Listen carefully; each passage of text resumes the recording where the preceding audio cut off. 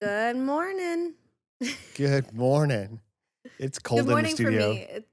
Yeah, it's not really morning for you. And it's cold there. That's tough. It's been Yes. so, the weather here has been so great. It's been getting pretty cold when the sun goes down. But other than that, like, it's back to sunny California, 70 out, shorts. Amazing. I can't wait to be there. No, it's nice outside here. It's sunny. It's cold in the studio though. We left the power off yesterday. We were Mm, recording in here doing something and we turned it off so that you didn't hear the AC. And so it was like yeah. 50 something degrees when we came in today. And it doesn't heat up quickly because it's not a furnace, it's a heat pump. And What does I that just don't mean? How well, does how it does it something it's pump a heat? different That's I'm not gonna sex. explain it well. Yeah. It's but the experience of a heat pump is instead of it blowing hot air into a room, it blows slightly less cold air into the room over a long period Mm. of time until the room is eventually a little bit warmer. And so it just takes a long time for the room to get hot, but they're more efficient and I guess you know, they always get recommended. But me, I like heat. Interesting. I like I think fire. I have a furnace. Is that right, Mom? Here? I believe so. I actually am not sure. Yeah, and it's right next to my bed. And so actually, I don't think I've told you this. What I do is if I have to wake up at 8, I'll set an alarm for 7:30 cuz I like to sleep with it cold. Like I like to sleep with it not on cuz it gets chilly and then you're all cozy in your blankets. So, if I have to wake up at 8, set an alarm for 7:30 and I like crawl to the other side of my bed, reach over and turn it to blast. I turned it to 90. And so then it's Wow. just like crazy hot air shooting out. And then when I wake up in actually 30 minutes, then I'm like sweating. And I'm like, You I know, gotta get up now. you don't have to turn it to 90 for it to warm up. The point is to get it See, to but I'm yeah. not even like fully awake. All that's going through my head is cold, need warm. And that's how it turns out. I suppose that's fair. That's good. Yeah, but we're doing fine. It's refreshing. I feel like it's gonna keep me alert and awake and ready to go. And I am ready to go. You wanna go? Let's go. Roll that intro music. Mags and Dads, wholesome chaos. Mags and Dads, wholesome chaos. Hello, everyone, and welcome to our podcast. This is Wholesome Chaos. My name is DanThurmon, also known as Maggie's dad. My name is Maggie Thurman, also known as Mags. And in the studio, we have a couple other family members and special guests. Say hello, guys. Hey, I'm Shay, Maggie's mom. Hi, I'm Eddie, Maggie's brother. Yes. And so you got the whole family here with you to help you out. We're going to give you some suggestions, some ideas, some fun, all kinds of crazy stuff happening today. We got some great questions too that came in on the podcast, Maggie. So we're going to get to those a little bit later. But first of all, congratulations for getting your verification on Instagram. That's really super cool. Thank you so much. Man, I was so excited about that. Um, I was actually I was on the phone with Rachel and Colin when that happened, and I had told her I was like, "Yeah, I'm kind of trying to get verified right now. We'll see if it works or if it goes through or whatever." And I DM'd her something, and I said, "Go check your DMs." And she just stops and she goes, "Maggie, you're verified." And I went, "No, I'm not." And I So refreshed that's my great. page, and sure enough, a little blue check popped up, and I was like, "No way!" Oh Now man, that's so I was great.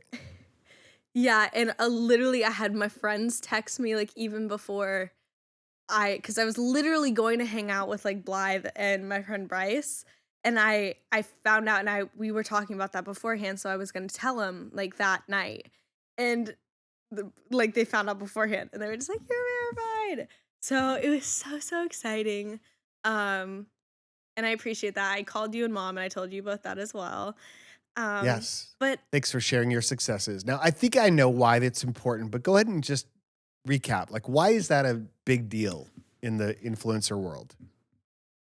So essentially, the whole purpose of verification is to prove that the account is yours for people who have people impersonating them or all that stuff. But there's also perks where if you DM someone, you're more likely to be seen in their DMs if you have a verification check mark. Um, but I almost didn't even want to kind of like ask, like my team to like help me on it and everything because I didn't want anyone to feel like I needed it, like, as a value thing, because I also know that for a lot of people, a verification mark kind of equates to success, and in some instances, that could be argued as true. Like, a lot of people get verified on TikTok because they are popular users or because they put a lot of time into what they do. Instagram's a little bit different, where, like, if you get some success in music, you usually get that verification check mark pretty quick. And so it was kind of like a little bit of an internal struggle where I was like, no, I don't need others' approval. I don't need someone to tell me that I'm like valued. I'm okay. But I am not gonna lie, it felt good. That's good though. It's um, nice to keep your motives in check, right? Like you're saying, this isn't how I judge yeah, my self-worth. I'm gonna just keep being me. And I think as long as you can like hold that line, you're gonna be just fine. for sure. I have a question. Sure. So we're in February of 2022 right now. And I know we did this whole like our New Year's podcast and everything. We um we talked about this a lot of like what our goals were for the New Year's. But are you familiar? I know you're familiar with this, but I'm gonna ask it anyways. Are you familiar with the term rebranding? Rebranding, sure. Like, Mm-hmm. like a reinvention of sorts and kind of like Yeah, changing yeah, yeah. your brand image. In particular, are you familiar with the phrase "New Year, New Me"? New year, new me. I mean, I've Yeah. heard it. I don't know that I understand exactly what it means, but it's pretty self-explanatory, yes? Yeah, yeah, yeah. Do you find yourself that like in a new year you like kind of in a sense rebrand yourself? Not really. No, for me, Okay. I mean, this is a year of a lot of rebranding for me, though. I'm doing several different things that are all going to take a long time to play out. I'm writing a new book. I'm conducting some research. I engaged with a firm to do some nationwide, scientifically like accurate research on a particular subject to really get some definitive data and be an expert on a particular topic that's fascinating to me. It's relevant in my book. Mm, And so that's all going to be happening and playing out. And for me, it's all like putting those wheels in motion. That's going to drive a new speech. It's going to drive a new, upgrade to the videos and to the website. And all of that stuff is in motion. But I can't tell you like I've got the master plan completely envisioned of how it all works out. But stay yeah. tuned. It should be kind of fun. And that's totally fine. And I personally I think it's so fun to rebrand. And even my friends and I we've kind of been joking about like okay, who like for me I'd say like who is 2022 Maggie? And like that's so like cheesy or whatever. But it is a good reminder because the things I've said and that like I'm really trying to focus on this year is I want to be a better friend to people. I want to be like more intentional. Um I want to remember things better. I'm so used to like going to meet people or just like going into a room with a bunch of people and having conversations like introducing yourself and then not retaining any of the information because you're just like, "Oh, new person." And I want to get better about that. I want to be more intentional about just being involved in people's lives or whatever. And so I think now more than January, I'm very much like into the new year, which is weird, but I Well, just thought that was interesting. it's very interesting. I do remember us talking about intentions and goals at the Mhm. family podcast. But yeah, you could do that at any point in time. You don't have to wait for a new year to For change things. sure. And so, with regard to that specific question about being more like engaged in people's lives, listening more attentively, do you have a role model in terms of somebody who you're trying to emulate? Um, not really. Uh, I think not so much of well, maybe a role model, but people who have been really good friends to me. You know what I mean? Like when you're hanging out with someone and someone comes up to you and asks just like, "Oh, how are you?" You know, a standard question. Then somebody else comes up to you and is like, "Oh, how was your move-in last week?" And it's like, "Oh, they remembered something about me." And just like how that makes you feel in comparison to a more generalistic question. Does that a word? Generalistic? More general. I More don't think you need general? the Oh. istic. You could just say more I don't know. general It sounded question. kind of cool when it came out, though. It I was very should cool. have just gone That could be with part of it. your new brand. It's just make up your own words. Yeah, using really big made up words. I love it. And you know what else could be a part of your brand is like in terms of what you wear. Like maybe go for some new outfits or something like that. Starting the new year off in some really great clothes. I could get behind that. And speaking of really great clothes, we get to talk about some really great clothes right now. Why don't you tell us about that, Maggie? Have you picked up a very niche hobby this last year? Rock climbing, pickleball, stationary bikes, YouTube video workouts. For me, well, I guess I've been doing it longer than this year, but pickleball, oh my goodness. We love pickleball in this family. So, if you had to get creative to keep active, Girlfriend Collective has you covered with sustainable, supportive activewear. Girlfriend Collective creates responsibly sourced activewear for everyone from size extra, extra small to 6XL. They've got you covered from head to toe. You can find pants with different compression levels for ultimate comfort, supportive and soft sports bras and underwear, workout dresses, joggers, sweats, beanies, and even cute slide sandals. And Girlfriend makes their items in your go-to staple colors, but they also have super fun, bright colors and new seasonal releases to choose from. Guys, I love Girlfriend Collective. Like, I know we've had them as a sponsor on this show before, and I loved what they were about. And then I started wearing their clothes, and like my family can attest to you, I talk about it a lot. I love this Yes. brand. Yeah. They also have a garment take-back program called Re-Girlfriend. So once you're done loving your pieces, you can send them back to be upcycled into new girlfriend gear. You can feel good in what you wear, whatever you're doing with Girlfriend Collective. So for listeners of this show, Girlfriend Collective is offering $25 off your purchase of $100 or more when you go to girlfriend.com/chaos. That's $25 off $100 or more when you go to girlfriend.com/chaos. Girlfriend.com/chaos. I may be single this Valentine's Day season, but I wear girlfriend clothes. So you didn't get swept off your feet. So you didn't get swept off your feet like you mentioned you might last week. No, I did not. I did not get swept off my feet, but that is Well, okay because there's always St. Patrick's next year. Day. Oh yeah, There's people always don't another hype up holiday how coming romantic up. that is. Oh, well, great. Do you want to jump into a question or hear a story? I was thinking about a couple stories from my past I could tell you that might be entertaining. Okay. Like, And it seems like you have one in mind. well, what came to mind this morning was when I moved to Georgia, and before I got really back into performing regularly, I was a projectionist at a movie theater, which you know about. But I don't know that I ever told on this podcast the story about like being a projectionist and what that was all about, and learning that I really needed some glasses. Like that was one big awareness because I couldn't focus the movies. But I started as a regular concession guy making popcorn and being at a movie theater, and I love movie theaters. Like I Yeah. love to go and be around there. And when you work at a movie theater, you could on your breaks take your popcorn and just go pop into a movie theater for like 15 minutes and watch little bits and pieces of a movie. But what I really wanted was the job of being like the projectionist person. So I mentioned that to my manager, and then he set it up and like got me trained. There was one other guy who's training me. And what happens is when a movie comes into your theater, it comes in on these different reels, like 5 or 6 different spools, depending on how many. Wait. Set the scene. What year is this? Because I don't think they still do it this way. I don't think Oh, so yeah, I'm either. sure they don't do it this way. This was 1984.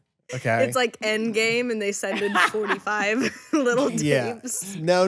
They're it was like a suitcase, right? Like a little, you carry the movie in this case, and inside the case are these individual rolls of film. And then inside the projection area is this big platter, like horizontal platter. And your first job as a projectionist is to take all of the individual rolls and to splice them together into one big movie. So you're literally putting the movie together in order. And my the guy who's training me, the first movie that we were working on, it came in on that Thursday night. We were putting it ready for Friday, and it was called Weird Science. Weird Science was a phenomenal movie, really kind of like a cult classic. And so, but the Mhm. problem was when the movie got to us, all of the roles were reversed. And so we had to first unreverse them, kind of from one reel to another reel, and then put them together on the platter. So he was doing some stuff, I was doing some stuff, kind of lost track a little bit of what was going on. Bottom line is I put the movie together in the wrong order. And so instead of Oh it going no. 1, 2, 3, 4, 5, it went 1, 2, 4, 3, 5. And we showed it that way for 3 days, packed theaters, sold out, because it still kind of made sense.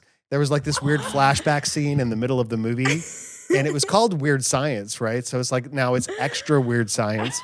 Oh my and goodness. yes, and then I finally came into work one day, and the guy who was training me was in the like in the projection room, and he's working on the movie. And I was like, "What happened? Did it break or something?" He's like, "No, it was in the wrong order."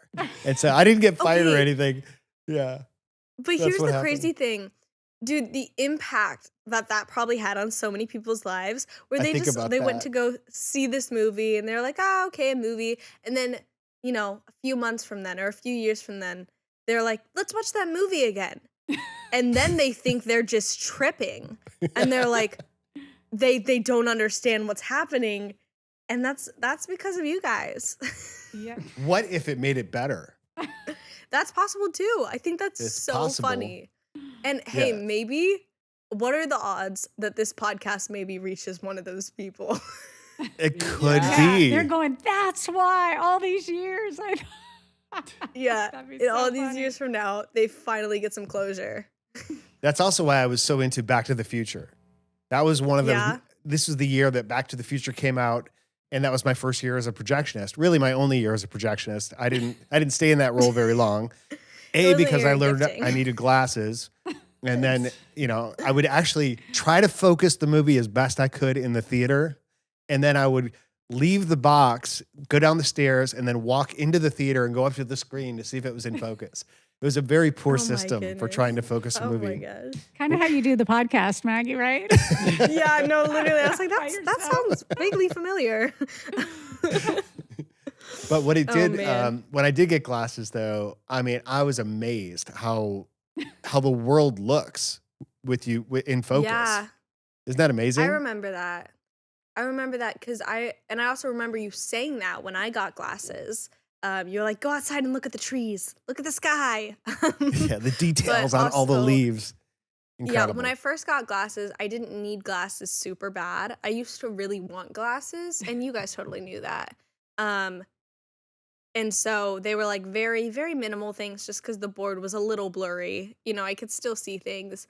Now I can't read anything more than like 2 feet away without my glasses on. So I finally got my wish. Yay. And Eddie, you never had glasses. Well, I had glasses, but it was the same thing where I just kind of wanted them. Yeah. So they gave him glasses that were 2020 for 2020. It wasn't, no, it wasn't exactly 2020. I think they said like, it'll be, it's fine now. And there's really no point in giving me a prescription, but like they could if I wanted them to. And I said yes. And so then, they gave it to me and I wore them like twice. I is found them a fun. couple days ago. I think when you're young, like everybody wants to have glasses when they're little or braces. I remember my Yeah. friend Gigi and I, we would take paper clips and we would unwind them and bend them and put them in our top teeth and pretend like we had like retainers. I remember doing that. Yeah.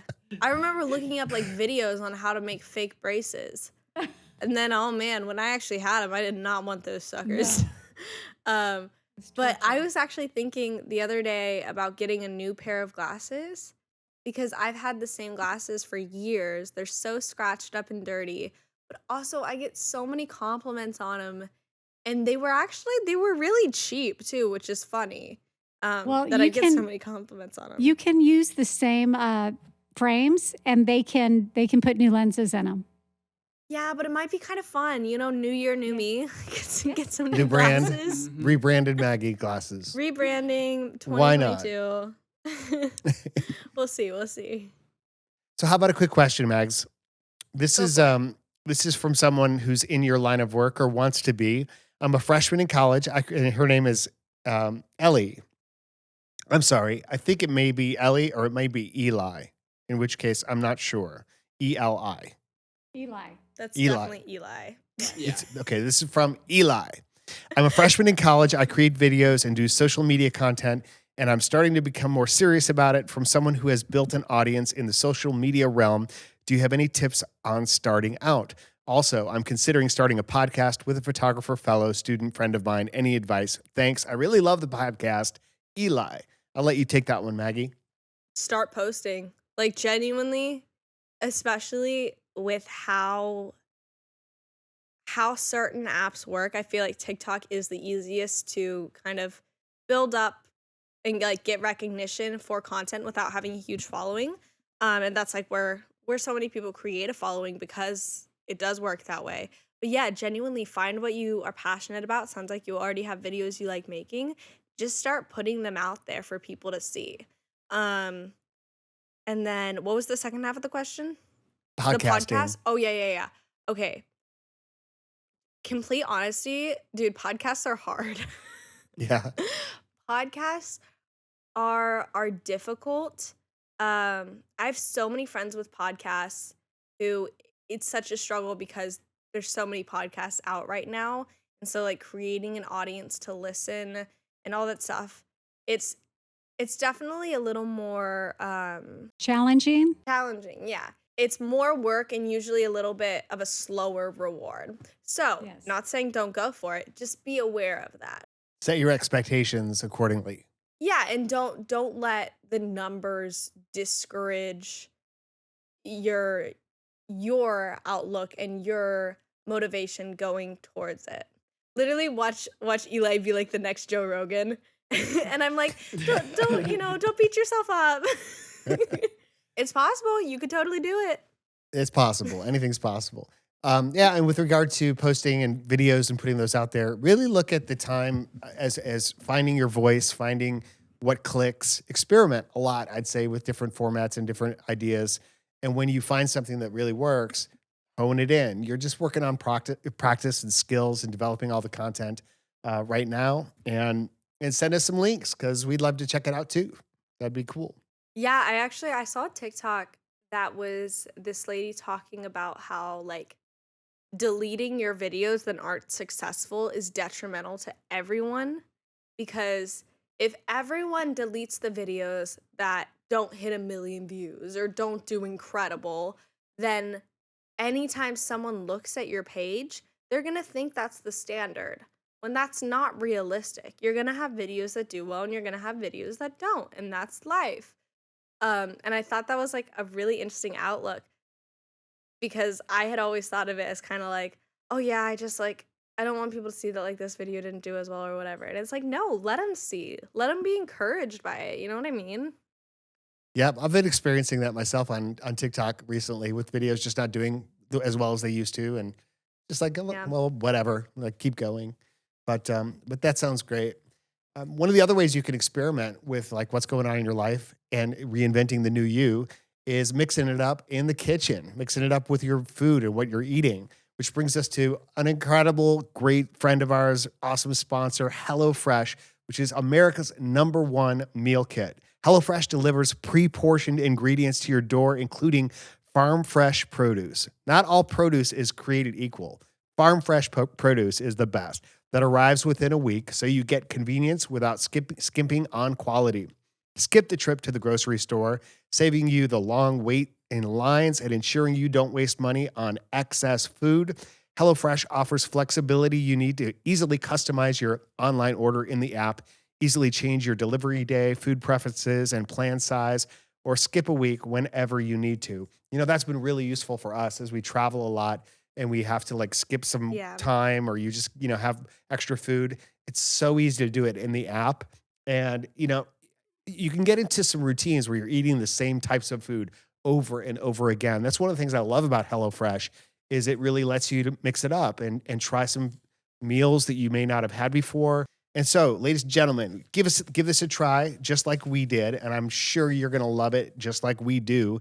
And so you can go to hellofresh.com/16chaos and use our code 16chaos for up to 16 free meals and 3 free gifts. So that's HelloFresh, redecorating.com/16chaos. That code's also in the link on the podcast. And you're going to love it. I really believe that.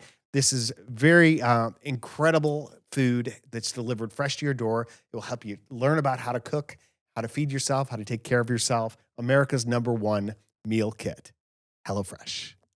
I went to Malibu the other day. How did you enjoy that? I love Malibu. It's beautiful. Yeah, it was honestly just such a interesting day. It started out with me and my two friends. We wanted to go thrifting, and we ended up going to the first store. The first store we went to was like a thrift, quote unquote thrift, but everything was like over $100. We're like, okay, that's it's I guess it's still thrifting because it's like secondhand or whatever. But also like I was kind of looking for like Goodwill bins, and that just wasn't the vibe. Um, Wow. and then we ended up going to two more thrift stores. Not one of us bought a single thing that entire day of hours of shopping. We were so like discouraged by the end. Drove then to Santa Monica to go shopping, but then realized it was like 5:30 or like 4:30 and that we'd be leaving Santa Monica at like 5:30, which every time I go to Santa Monica, I end up leaving at rush hour and it takes me 2 hours to get home. And it's so annoying. And so we were like, let's not do that. Let's just drive 30 minutes to Malibu. And we went to Malibu, got some food, and then we were like, let's watch the sunset. But then we missed the sunset. So then we were on the dark beach. And it was such a fun day though. Like I had a blast for literally not buying anything, sitting in a car and standing on a dark beach. The day was incredible. Well, I guess it's all about the people you're with, you know? Oh yeah, for Absolutely. sure. People in your life are really important. And I'd like to share this question, which came from Declan, which is about the people in your life. Declan says, I'm currently in a time of my life where there's a handful of people who refuse to change their ways of disregarding other people's feelings. How do you think it's best to go about life when living with and around characters like this? Love your podcast and all you do. Thanks for everything, Declan. I think that's a great question because when you think about the people in your life, they can support you, they can make your life joyful and wonderful, and they can inspire you. You should have people in your life who are like at a level that maybe you aspire to be at in different ways. Maybe people who are further along in their career or ambition, or they just have certain qualities that you're trying to adopt into your own life. And so you need people in your life who push you. And yet, I gather from your question, there are other people in your life, who knows, maybe family members or friends who are just, they're part of your circle and they're just there and they're not in the same mindset of trying to live life at a higher level. In fact, they don't sounds like they're not even that interested in your perspectives.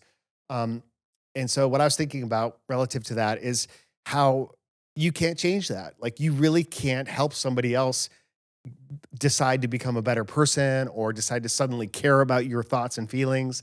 And so instead of trying to eliminate them from your life, which it sounds like you can't, at some point you may move on entirely, but maybe seek to understand them a little bit more and to empathize with their circumstances instead of saying, well, why is it that they can't, that they're not at all interested in my perspective? Maybe you can try to empathize a bit more with why they see the world that way. And if you can connect with them through their lens and validate some of what they believe, then maybe there's an opportunity to help them stretch, to help them grow. But ultimately, there's going to be a limitation, I think, where some people you just have to interact with them, smile, be pleasant, be congruent, but go on about your life and let them work it at their own pace. And don't worry about their journey. Just focus on your journey. Yeah, and I gotta say, like, I empathize with this so hard. Like, and it's so hard to love someone who being around makes you feel bad. Like their negativity and their response to anything, where like you truly love them, you care about them, but like just being around them makes you feel worse. And like that in and of itself is such a hard feeling and such a weight on you. And like I'm so sorry for that. Um, and I do think that something that's helped me in my life when I've kind of had situations similar to this is like understanding that there's different levels of friends, I guess. There's friends who are always there for you. There's friends who you are always there for them. And there's friends who like it goes both ways. And like those are best friends, like the friends that you really care about, they really care about you. That's amazing. But understanding that there's certain friends that you're just not going to get back what you given. And I know this sounds so sad, but once you set your expectations there, you're going to be a little bit less disappointed. Um, does that make sense? Or Or does maybe that just sound pleasantly really, surprised at some point. Like yeah, yeah, at yeah, some yeah. point when they finally do come around. And here's the thing, Declan, is like when you are congruent with what you're always putting out there what you believe and what you and you're treating people with dignity and respect, even those who maybe don't deserve it, quote unquote, like right now. When they get to a point in their life where they're interested in change or improvement, they might turn to you and say, hey, can you help me with this? Or maybe not. Maybe you don't even know Yeah, about it, but they just use your example as like a reference point for making an improvement in their life. So don't ever for think sure. that you're not getting through to people. Just persist and persevere. And my hope and like the way I think it will probably work out like one day is like those type of people, they're going to get to a point in their life where they look around and like see healthy friendships and see like good friendships and realize that they're not in line with that, and I think they're going to want it at some point. And I hope that like that is where the change starts. You know what I mean?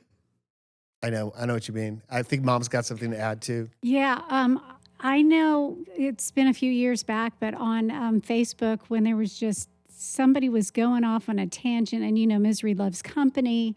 And so I had put out kind of an article or a blog that somebody had written that kind of addressed their negative behavior and the way they were talking, that kind of put a different perspective, like you're not seeing the whole picture, you're not really being smart. So without me saying like you guys are a bunch of idiots, I was able to put something out there and they read it, and literally people started going, well, you know what, I hadn't thought about that. Yeah, maybe I'm being too critical.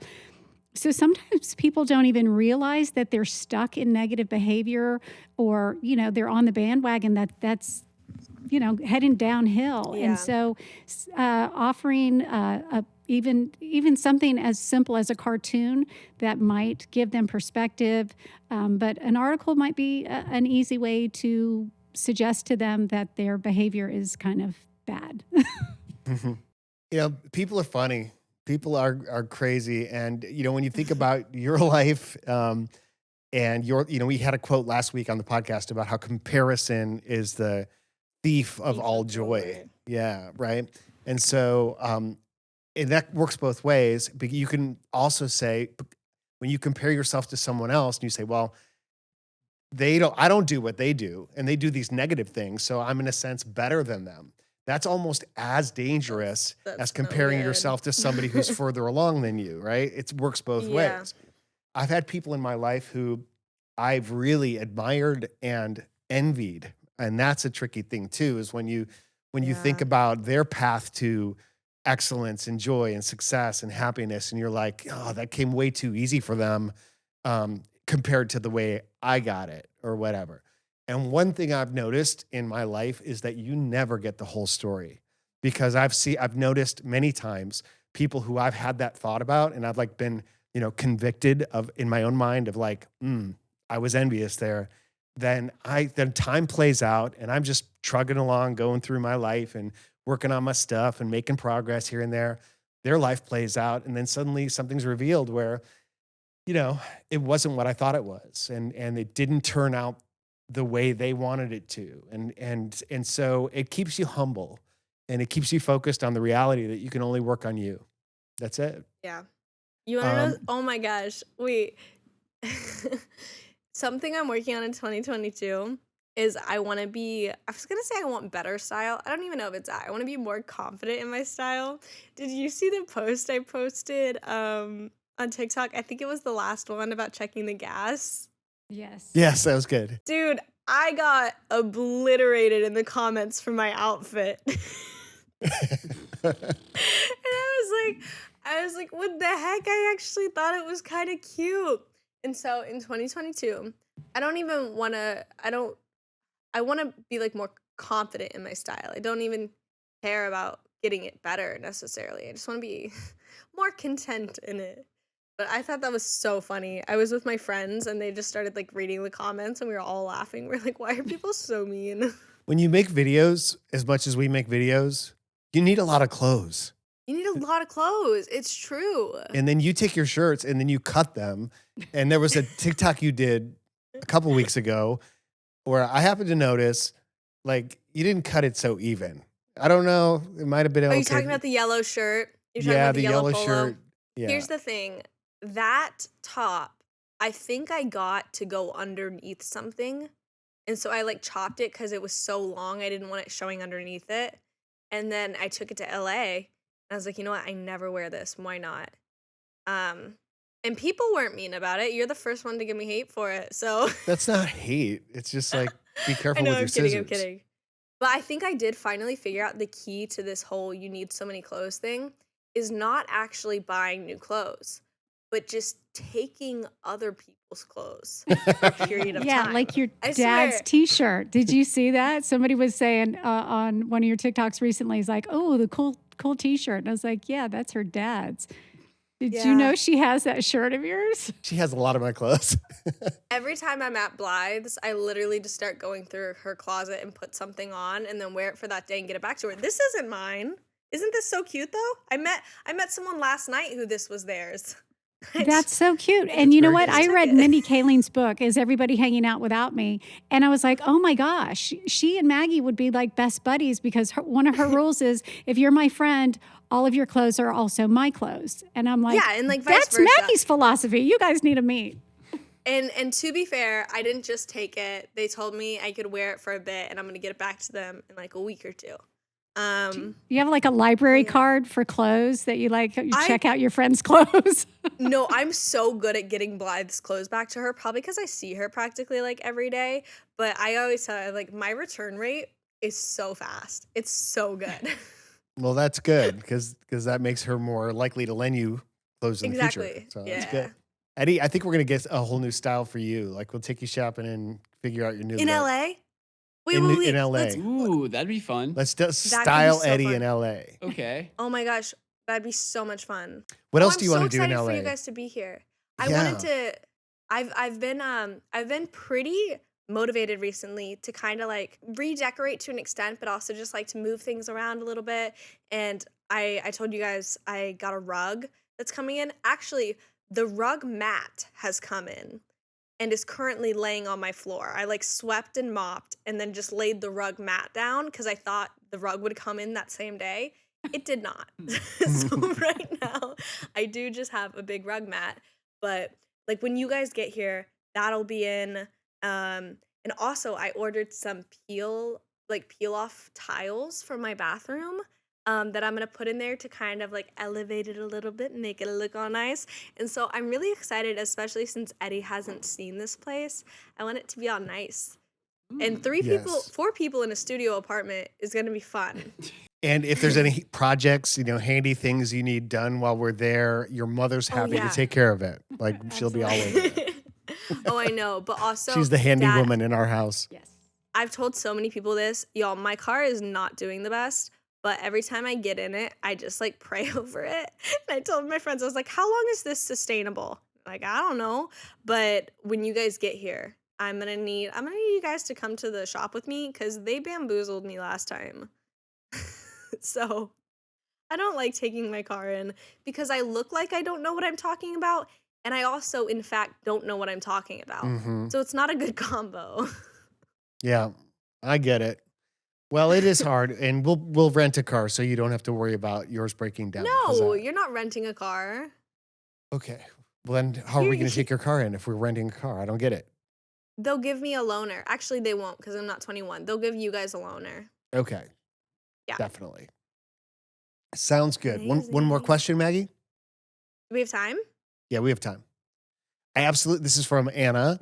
I absolutely love your show, and it's the best part of my day. And that's sweet. I always listen to your episodes on the way to school because it helps me relax and distress. I'm a senior in high school and have been accepted to all the colleges I've applied to. However, I'm struggling to choose which one I will attend. I'm not a sentimental person when it comes to picking a college and have no idea how to decide. How did you choose what college to go to? And were you happy with your decision? Thanks so much for taking the time to read and answer my questions. Anna, so she's asking how you made your Yeah. decision, or generally, I love this question. how to help her with her decision. Go ahead. First off, huge congratulations. Oh my goodness. It's so hard to even apply to a college and make sure you're doing it correctly. Like, genuinely, some colleges make it so confusing that number one, congrats on even applying. Number two, congrats on getting in. So many congratulations going on here. For me, my senior year of high school, COVID happened. And so when I was making those decisions about where I was going to go, it was looking like we were going to be online. It was like not the usual college send off that you were looking for. And so for me, it was actually, I think it was pretty easy. I went to my safety school. I literally went to the school that I was like, oh my gosh, well, if nobody else wants me, at least I have this school. Um, and I am 10 million times happy with my choice. I think it was absolutely the right direction to go in. And something that truly helped me when I was applying and choosing was my friend Hannah. And she was like, she had transferred schools. She had started in one college and transferred to another. And from the school I went to, up until like my graduating class, you didn't really do that. You had to go to college, and it was one school you were going to go to, and it was probably Samford, and you were going to get a Mm. 4-year degree, and that was what was expected. They had like a 100% high school to college rate, and so it was kind of just like growing up. It felt like my path was already like paved out for me or whatever. And something Hannah told me, she said she wished she would have known how that decision of what college to go to was not like as big of a decision as it was. You don't have to finish where you start off at. You don't like it's not like you're signing your life away unless you're paying like $80,000 in tuition and then are drowning in student loans. That is tough. um but like for the most part, I feel like we put so much pressure on 17, 18-year-old kids to make this decision and decide what they want to do for the rest of their life when really it's not that. Like it's go where you want to go, where you think you can envision yourself and where you're going to be happy. That means like yes, the school itself is important, but also what city is it in? Do you enjoy the things around it? Do you like the campus? Like the little things like that, cuz you're going to be living there most likely. And so really focus on those things, but at the end of the day, don't make it this like ultimately like stress consuming decision. That's great advice, Maggie. I'm very passionate about college. I could tell you are. I would also say, tour the schools, get a sense for what Yeah. they feel like when you're there. That's obviously part of Mhm. the process. And just in general, making decisions, I would suggest a process that involves using your head, really like listing out the pros and cons, deciding like what is it important about a college? Do you want a big school? Do you want a school that has like a football team? Do you want to be close to home? Do you want to be going with certain friends, which may or may not be important once you get there because you're going to make new friends pretty darn quickly, most likely. Yeah. And then you'll also be able to take all that information and let it settle, and then you'll have a feeling about it, an emotional context, and then that's often what drives a decision. They say use your head, but then decide with your gut feeling, and you can also think through it from the perspective of like, after I make this decision, if I choose this school, like really think about that choice. I've already made the decision and I picked this school, and sit with that idea and say, how do I feel now? What's the emotional context of a future decision? Looking back, do you feel good about that decision? Do you feel excited? Do you feel a weight has been lifted off your shoulder? Well, then it's probably a pretty good indication. But these are all right answers. Just like Maggie said, it's like you've got multiple great options. And once you decide, just decide and just go with that and don't look back and be 100% all in with your choice. Yeah, and two more quick things. Um, my defining factors, because that was part of the question. I don't think I answered it super well. For where I went, the defining factors were proximity to home because I was working a lot with family at the time, and it made sense. I needed to be able to get home quickly. And money. I wanted to save money, so I went to an in-state school where I had state scholarships and stuff like that. Those were my defining factors. And I got to room with one of my best friends, which was so awesome. And the other thing I wanted to say, I'm not crapping on Samford, the school. I think it's a great school. It's just funny because like 80% of the people, not 80%, but a huge portion of people who went to my high school go to Samford. Yeah. Just wanted to get that in there. Samford's a great school. Absolutely. I want to just revisit something that happened on the last podcast when we were playing Never Have I Ever. No, we weren't playing that. When we were playing the Would You Rather. Would you rather? Would you rather? Would you rather? That's what we were doing. And the question was, would you rather have kids at 18 or 40? And you both kind of like immediately jumped up and were like 40, which I totally get it because you're older than 18 right now. Eddie's 23, you're 19, almost 20. But I really want you to think through the idea of having kids when you're 40. Like do the math on that equation. Because if you have kids when you're 40, like by the time that they get even into high school and college, you're like in your, nearly 60. You're retired and you have so much free time to parent. If they make the same decision though, and if they have kids when they're 40, you get to be a grandparent until you're 80. So you're basing your decision on being a grandparent, not a parent. I'm basing my decision on the fact that having kids is freaking awesome. Yes. Like it changes everything about your life in the most wonderful ways. And there's something about being young when you have kids that is magical because you have energy and you have drive. I know there's trade-offs. It's like you don't have your life as figured out as you do when you're older. Maybe you don't have as much money or whatever. But if you're in a great relationship with a great person, like, don't put it in your head that you've got to wait until later to have kids. It's pretty awesome. I'm still working on that whole great person, great relationship bit. Yeah, I so give me a few. Yeah, I still think being older was a much better decision for us. Well, plus because we didn't know each other when we were that young. But I just think you're a better parent when you're older because you're smarter, you're wiser. When you're young, you're still making a lot of mistakes, figuring things out. You aren't as giving with your time, I don't think, when you're younger. But I think it's a healthy medium. Yeah, I agree. Like I don't think I'm gonna wait till I'm 40. Yeah, neither of these are supposed to be ideal. Right. Yeah, 18 is not ideal. No. But I was suggesting mid-20s. Maybe 30. Late 20s. 30's late 20s great. are nice. 45. 45. No, we actually, 60. because your dad, I think, wanted to have another kid, and I didn't want to have kids in my 40s. And so I was like, I think 2 is good. And so we settled with 2, but which is weird because I'm only 42 right now. So. Oh, yeah. I was thinking about something I wanted to talk to you about. This may or may not be on the podcast, so we can just talk about it now. But how would you feel about me changing my username to DanThurmon? Would that be something that you would not want me to do? Well, thank you guys so much for listening to this podcast. I'm Maggie. This is my dad, Maggie's dad 123, and this is Wholesome Chaos. We'll see you guys next week. Yeah. Good. I guess that answers my question.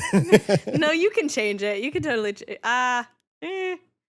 Maybe keep it in your description. Yeah, keep it in mind. Well, if you change your username, is it still tagged from everything you've tagged me in?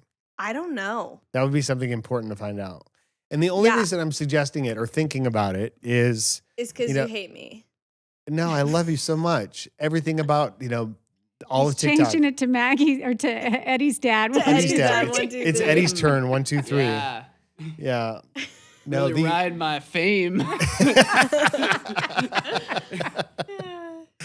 Well, what I was thinking is like that was for a very specific purpose because I didn't want TikTok to be about me at all. I wanted it to be about like all the attention's on you to help drive your success, which clearly like mission accomplished.